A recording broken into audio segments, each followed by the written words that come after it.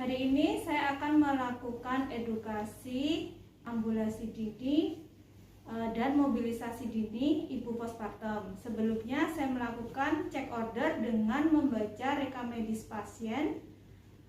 Ibu Happy, tanggal lahir 1 Januari 2001, nomor CM 686060, akan dilakukan edukasi, mobilisasi dan ambulasi dini postpartum. Kemudian saya mempersiapkan alat dan melakukan cuci tangan 6 langkah sesuai WHO, dan saya menemui pasien. Bu Happy, ya, perkenalkan, nama saya Nasriana. Ini benar dengan Bu Happy yang tanggal lahir 1 Januari 2001, nomor CM 686060. Nah, saya cek gelangnya ya Bu. Ya, benar dengan Bu Happy. Bu Happy, hari ini saya akan mengajarkan ambulasi dini dan mobilisasi dini postpartum. Ini kan Bu Happy sudah melahirkan. Setelah itu kita akan mengajarkan supaya Bu Happy ini bisa bergerak di tempat tidur. Dari tadi tiduran terus ya. Jadi nanti harus belajar bergerak di tempat tidur, kemudian mulai untuk mobilisasi. Jadi kalau ambulasi Ibu bergerak hanya di dalam tempat tidur, kalau mobilisasi Ibu mulai duduk dan berjalan. Jadi tidak hanya di tempat tidur, mulai berjalan dikatakan mobilisasi. Nanti saya akan ajarkan gerakan-gerakannya, dimulai dari latihan nafas perut ketika Ibu sambil tiduran seperti ini, kemudian menggerak-gerakkan kaki, kemudian belajar duduk, berdiri dan berjalan. Nanti waktunya kurang lebih sekitar 20 menit. Tujuannya supaya peredaran darah Ibu lancar. Ketika peredaran darah lancar, nafas Ibu nyaman, kemudian pergerakan usus Ibu juga lebih bagus lagi, jadi akan mencegah terjadinya konstipasi. Jadi Ibu akan buang air besar lancar. Selain itu juga buang air kecil Ibu juga bisa lancar.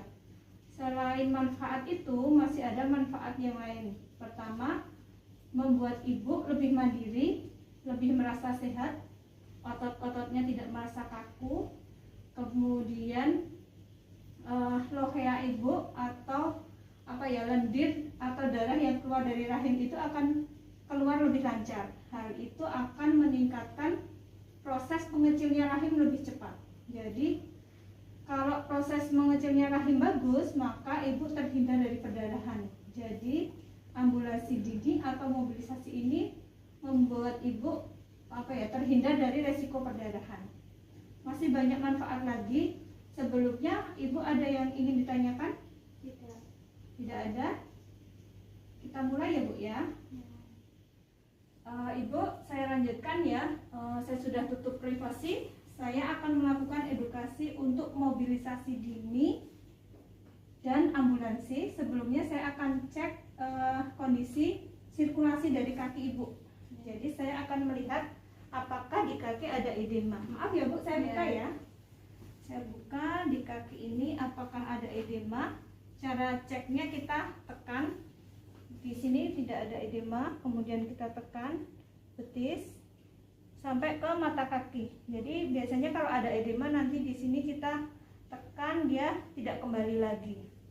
Kemudian yang satunya juga kita cek, tidak ada edema, tidak ada edema. Ibu, kaki Ibu tidak ada edema ya, tidak ada pembengkakan. Selanjutnya saya cek human sign untuk melihat sirkulasi peredaran darah di kaki Ibu. Ini saya angkat seperti ini, kemudian saya tekan. Sakit tidak Bu? Tidak. Saya cek lagi, coba ada sakit Ibu yang daerah saya tekan? Tidak ada. Saya cek tidak ada kemerahan di sekitar betis. Yang satunya ya Bu, ini saya tekan, sakit tidak Bu? Tidak sakit. Saya cek, saya tekan seperti ini, sakit nggak? Tidak ada. Sampai bawah tidak ada? Oke, ini salah satu tanda kalau peredaran darah di kaki Ibu ini bagus. Jadi kalau Ibu merasakan sakit, ada kemungkinan peredaran darah di kaki Ibu tidak bagus. Kemudian gerakan yang di dalam tempat tidur atau ambulansi ada dua. Kita latih nafas perut sama pergerakan kaki. Pertama untuk nafas perut, Ibu bisa meletakkan tangan di perut dan di dada atau di perut saja. Yang penting nanti ibu merasakan ketika bernafas perutnya ini kembang kempis. Jadi ibu bisa tarik nafas dari hidung dulu atau menghembuskan nafas dari hidung. Jadi mana yang mudah dilakukan. Kita bisa coba mengeluarkan dulu dari mulut ya Bu. Keluarkan dulu udara dari mulut sehingga ibu merasakan perutnya kempes. Coba keluarkan sampai perutnya kempes. Kemudian tarik pelan-pelan sambil merasakan perutnya menggembung. Tahan 3-5 detik. Kemudian keluarkan pelan-pelan. Ya, tepat Ibu. Jadi saya melihat tangan Ibu naik turun. Jadi itu tandanya nafas perut Ibu tepat. Jadi itu nanti bisa dilakukan 5-10 kali setiap melakukan. Boleh lebih. Jadi nanti fungsinya banyak. Nafas perut ini bisa untuk mengurangi nyeri. Jika ibu merasakan nyeri, bisa melakukan nafas perut. Kemudian bisa memperlancar peredaran darah dan meningkatkan oksigenasi di paru dan seluruh tubuh. Kemudian yang kedua adalah kaki. Ibu bisa menggerakkan kaki. Menggerak-gerakkan kaki bisa ke kanan ke kiri. Ya, seperti itu bisa dilakukan sebanyak 10 kali minimal. Kemudian memutar kaki boleh, mutar seperti ini boleh, berbarengan juga boleh. Nah, senyamannya ibu. Nah, ini kalau udah ibu sering melakukan ini, peredaran darah di kaki ibu akan lancar. Beda dengan ibu diam tiduran terus, nanti kalau beberapa jam nanti peredaran darah di bawah, di daerah kaki, di betis ini akan beresiko terjadi penyumbatan. Untuk di tempat tidur ibu sudah bisa ya. Selimutnya boleh saya buka. Ibu latihan duduk ya Bu. Latihan duduk pelan-pelan. Bisa dengan miring kemudian duduk. Coba miring ke sana terus duduk, atau mau miring ke sini boleh. Latihan duduk sendiri. Coba. Nah, iya, oke. Nanti kakinya boleh menjutai di sini, di bawah. Ya, pelan-pelan ya Bu. Kalau nyeri bisa, kakinya bisa di bawah sini. Nah, ini ibu kalau ingin berdiri, nanti misalnya ibu mau ke kamar mandi atau mau berjalan ke arah bayi, jangan dari tiduran duduk langsung berdiri. Jadi ibu berhenti sebentar. Setelah duduk berhenti sebentar. Kemudian kakinya bisa digerak-gerakkan, diayun-ayunkan. Ini nanti membuat tubuh ibu adaptasi. Jadi karena ibu postpartum, setelah melahirkan itu, tekanan darahnya bisa terjadi perubahan secara drastis. Jadi dia kalau tiba-tiba berdiri bisa pusing dan bisa pingsan. Jadi harus pelan-pelan duduk dulu, diayun-ayunkan kakinya, kemudian ibu bisa latihan berdiri di samping tempat tidur. Ibu merasakan pusing tidak? Tidak. Jika ibu tidak merasakan pusing dan kuat, ibu bisa mulai berjalan pelan-pelan saja, karena takutnya ibu akan merasa pusing. Jadi kalau memang merasa pusing, ibu bisa istirahat lagi. Silahkan berjalan. Ini boleh kembali lagi. Ibu sudah cukup untuk latihan pertama, mungkin sedikit saja ibu bisa duduk dan tiduran lagi. Tidak pusing ya Bu ya? Tidak. Boleh tiduran, boleh duduk. Silakan. Untuk edukasi mobilisasi dan ambulansi dini ibu postpartum sudah selesai saya lakukan. Apa perasaan ibu sekarang, bagaimana perasaannya? Lebih nyaman. Lebih nyaman, merasa ternyata kuat ya, kuat duduk, kuat berdiri, yang sebelumnya mungkin ibu takut melakukannya. Terima kasih atas kerjasamanya. Nanti saya kesini lagi untuk memberikan edukasi yang lain. Terima kasih, pamit. Kemudian saya mendokumentasikan kegiatan saya, mendokumentasikan respon dari ibu, kemudian tanda tangan dan menuliskan nama dan paraf. Saya, asisten perawat Agnes, akan melakukan tindakan buka hijin kepada Nyonya A. Sebelum melakukan tindakan, saya sudah mencuci tangan dan menyiapkan alat, dan saya siap bertemu dengan Nyonya A.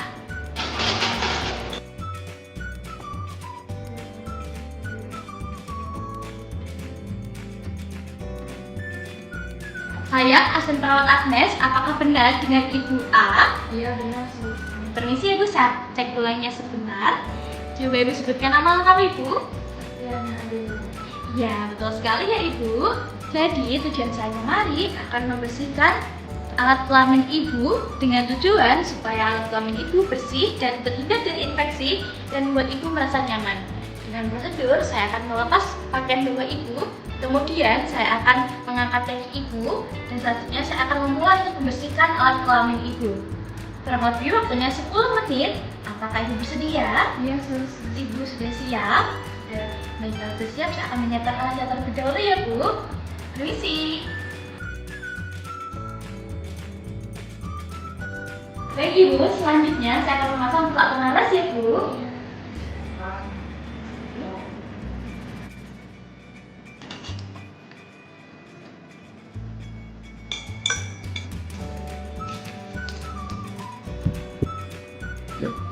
Baik, saya mulai ya Bu.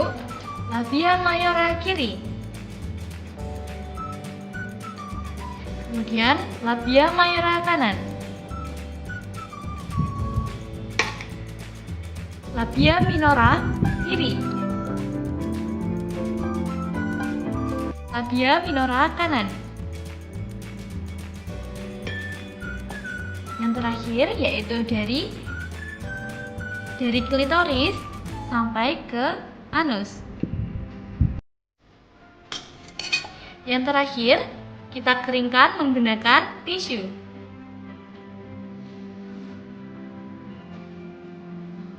Baik Ibu, jadi saya sudah selesai membersihkan alat kelamin Ibu. Jadi alat kelamin Ibu bersih Bu, tidak ada tanda-tanda infeksi ya. Iya Sus. Kemudian saya akan melakukan alat terlebih dahulu ya Bu. Misi.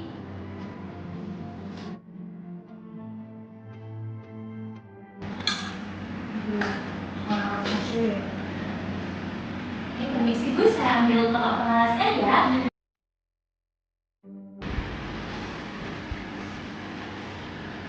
Sampai yang selanjutnya ya Bu.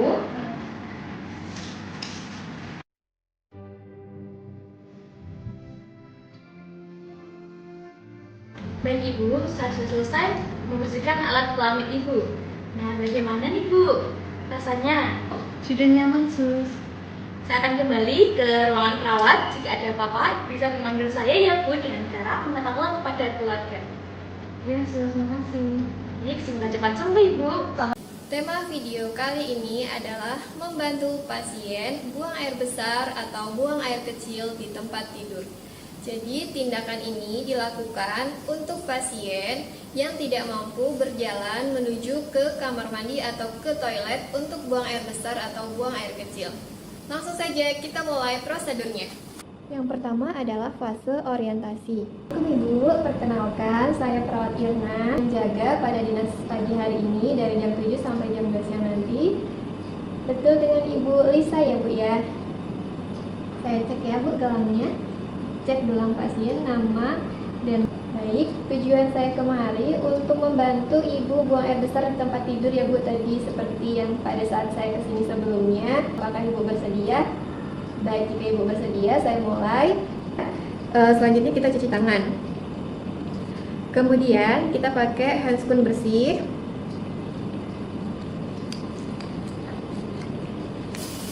Selanjutnya kita tutup tirai dulu untuk menjaga privasi pasien. Selanjutnya kita mau mengganti selimut pasien dengan selimut mandi yang ini.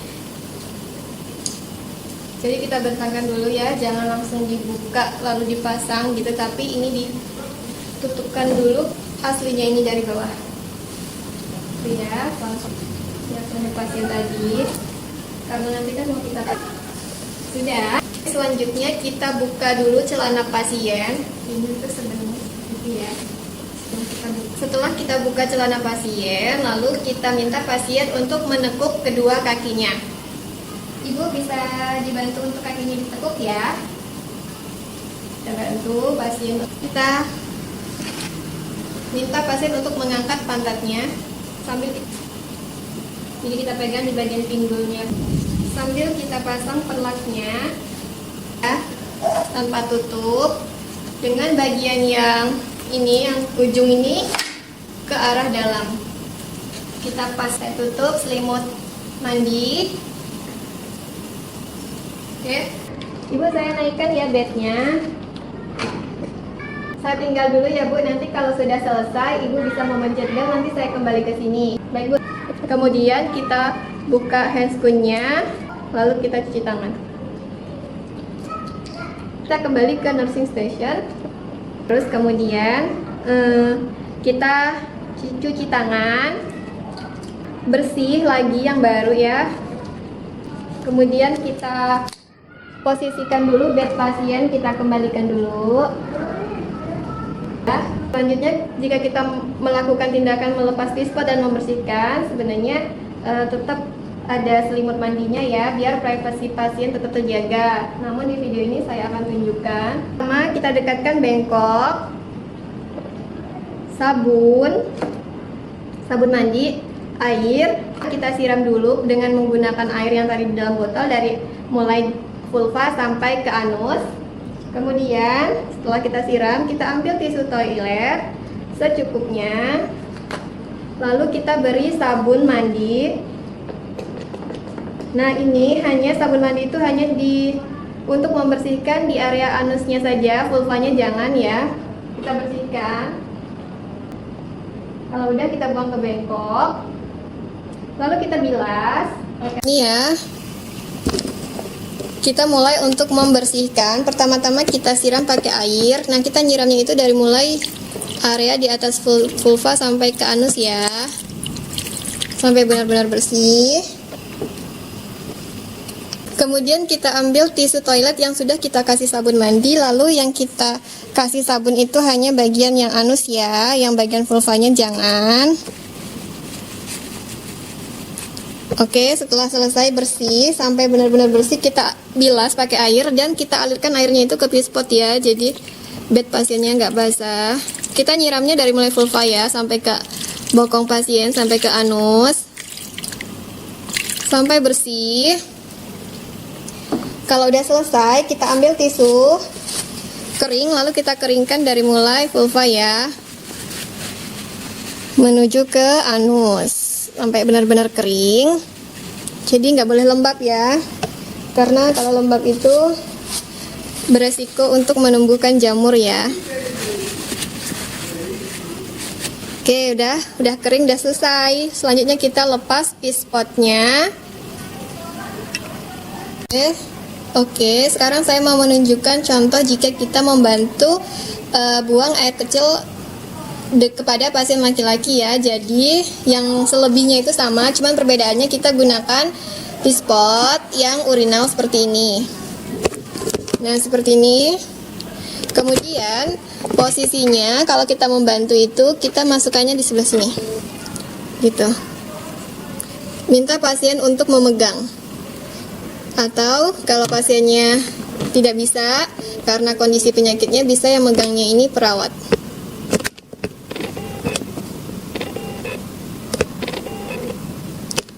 Sampai pasien selesai buang air kecil.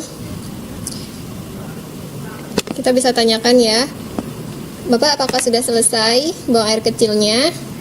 Baik, kalau sudah selesai saya lepas ya Pak pispotnya. Kita lepas. Kemudian kita letakkan dulu di troli. Selanjutnya kita bersihkan. Nah, kalau yang ini kan tadi kita tidak pakai pispot yang kayak untuk buang air besar ya, jadi kan nggak bisa mengalirkan air ya. Jadi kita ambil tisu toilet yang sudah kita basahi air, lalu kita bersihkan ujung-ujungnya. Lalu kita buang ke bengkok sampahnya tadi. Atau bisa juga kita letakkan bengkok di bawah sini ya. Kemudian kita alirkan air yang dalam botol tadi.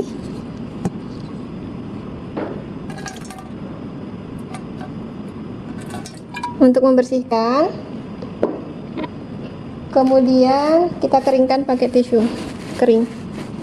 Karena tidak boleh sampai lembab ya. Tidak boleh sampai lembab karena akan menumbuhkan jamur. Oke. Sudah selesai. Nah, selebihnya sama ya. Seterusnya, tindakan seterusnya merapikan alat dan lain-lainnya sama. Kita ambil bengkoknya, kita lepas perlaknya, kita pakaikan celananya itu sama ya, seperti itu. Oke, udah selesai dikeringkan, kita pindahkan bengkoknya, lalu kita bantu melepas pispot dengan cara kita minta pasien mengangkat pantatnya dan juga kita bantu. Ibu bisa minta diangkat, Ibu bisa diangkat pantatnya sedikit. Ya baik Bu, sambil saya bantu. Di tangan kiri bantu ngangkat pinggang pasien, yang pinggang yang dekat sama bokong pinggang dekat pantat pasien. Tangan kanan narik pispot keluar. Taruh pispotnya ke troli dulu, ditutup. Kemudian sekalian kita melepas perlaknya.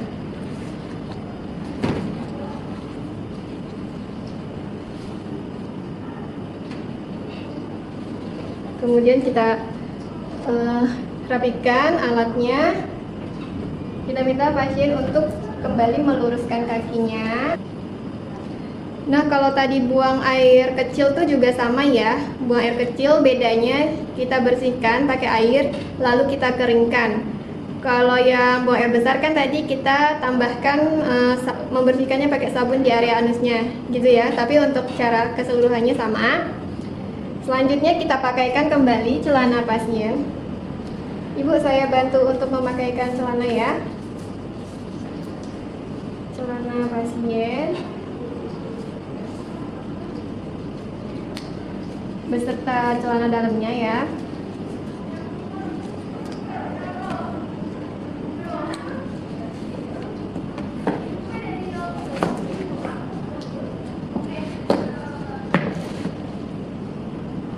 Kemudian, nah tadi kan kita mengerjakannya ditutupin selimut mandi ya.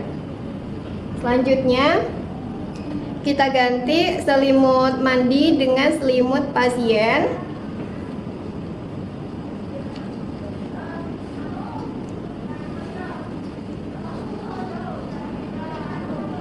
Bu, saya ganti lagi ya selimutnya ya.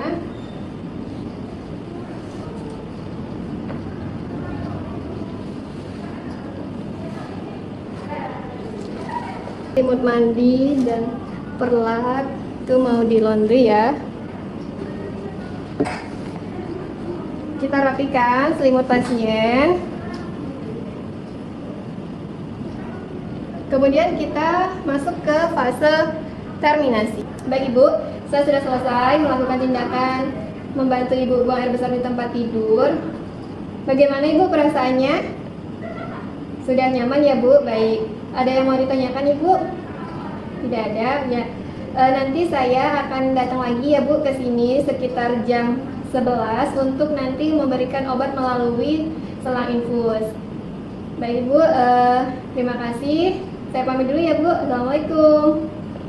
Nah seperti itu ya. Sudah selesai tindakan membantu pasien buang air besar di tempat tidur. Nah, ini kita ke toilet untuk membuang kotoran pasien ke toilet dan sekaligus membersihkan pispotnya ya. Nah selanjutnya kita buang tadi urin yang ada di pispot urinal ini ke toilet dan kemudian kita bersihkan. Kemudian ini juga kita bersihkan.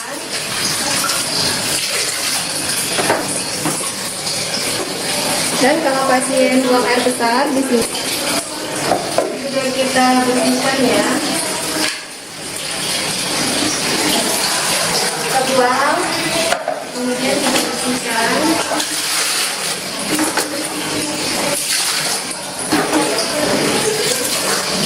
Ini tempatnya juga kita bersihkan.